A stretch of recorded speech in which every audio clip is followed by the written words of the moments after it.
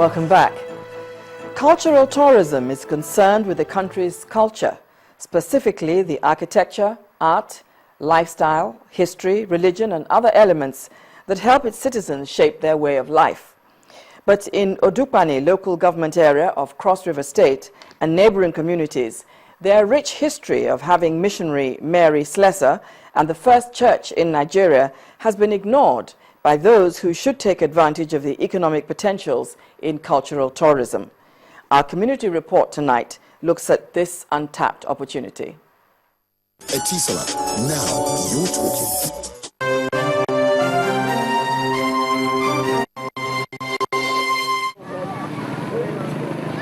Cultural heritage is the legacy of physical artifacts and intangible attributes of a society inherited from past generations, maintained in the present, and bestowed for the benefit of the future.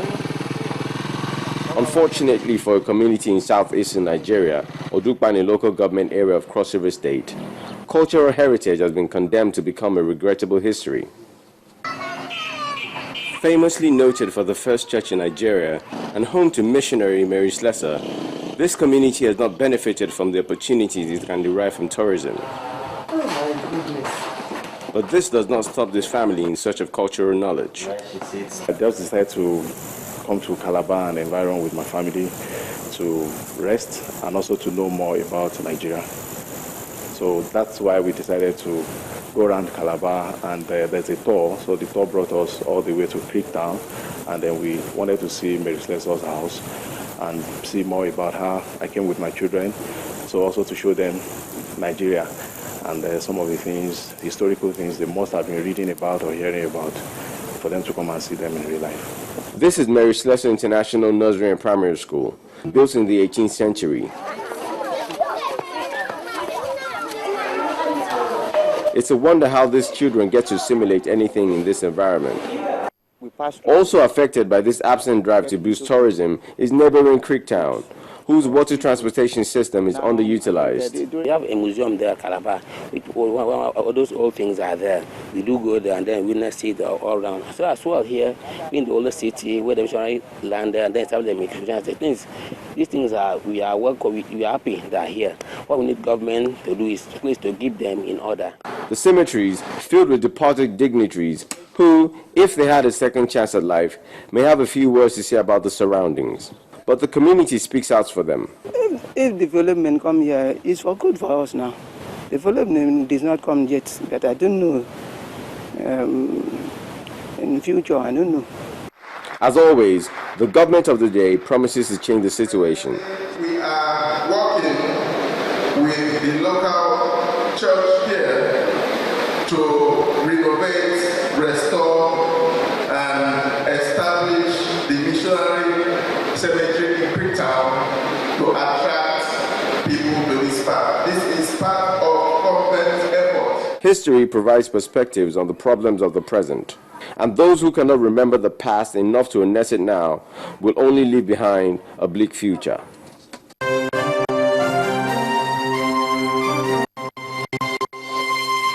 Etisala, now you're talking. First Bank.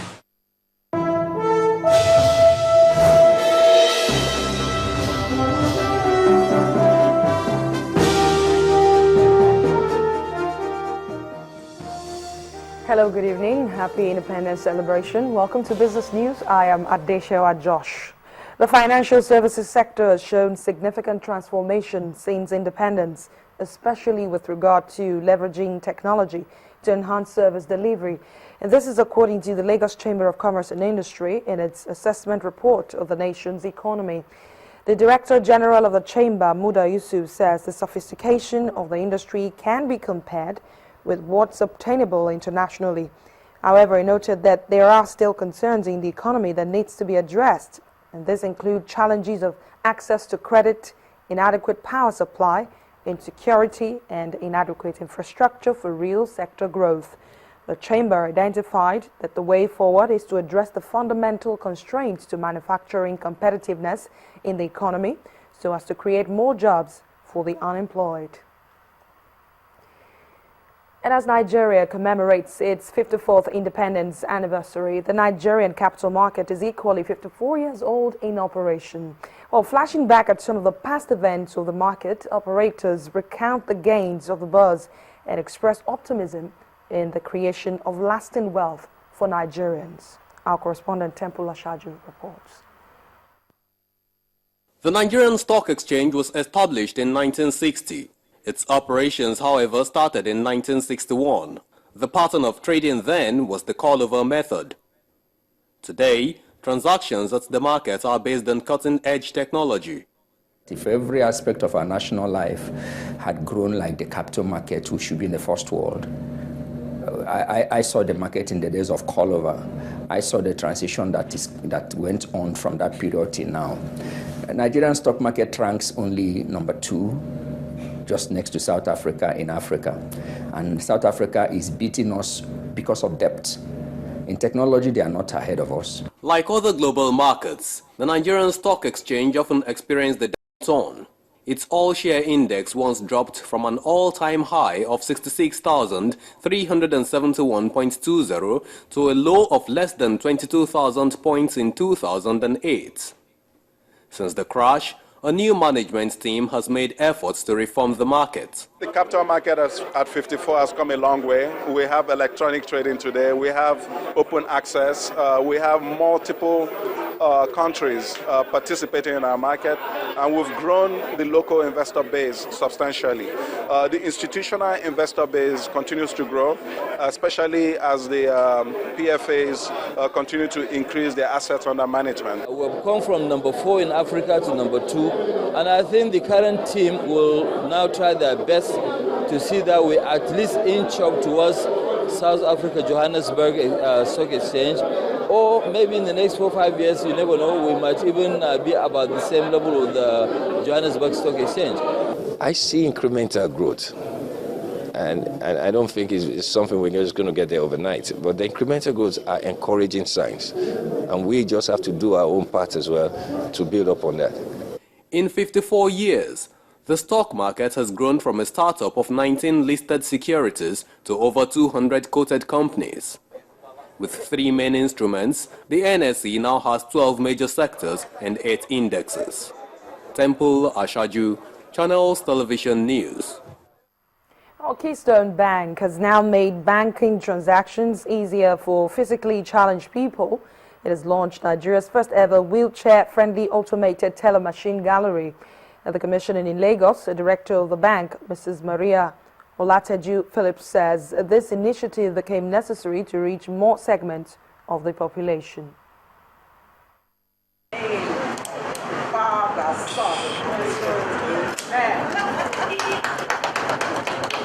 The first wheelchair-friendly automated teller machine gallery in Nigeria. This is a corporate social responsibility initiative of Keystone Bank and another step towards the bank's 70% financial inclusion in Nigeria by the year 2020. We're really happy for this epoch event, the first of its kind, and many more to come. We are right now in the process of deploying ATMs in numbers, 2 strategic locations, new ones, targeted at various segments, addressing their particular needs, such as this particular one here. So we are grateful that Keystone has done this. I encourage other banks to do the same. With this do-it-yourself initiative, Keystone Bank is making financial services more accessible to the community. And in further fulfillment of Keystone Bank's mission, the bank's brand ambassador Rita Dominic says there is more to come. We're going to work together, create a synergy, and be able to take the bank to where it should be. So the sky is. I always say like the sky is just the starting point. They have all sorts of initiatives, things that I want to do. This is one of such. So it's a great pleasure. They can help you to say what it does.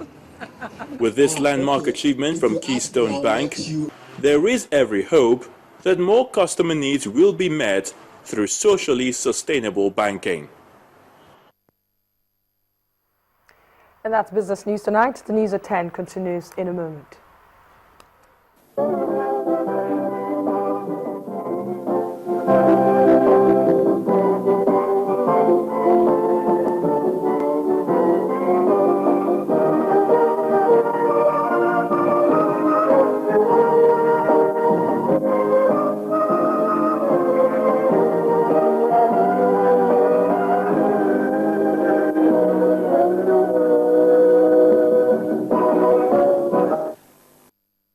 First Bank.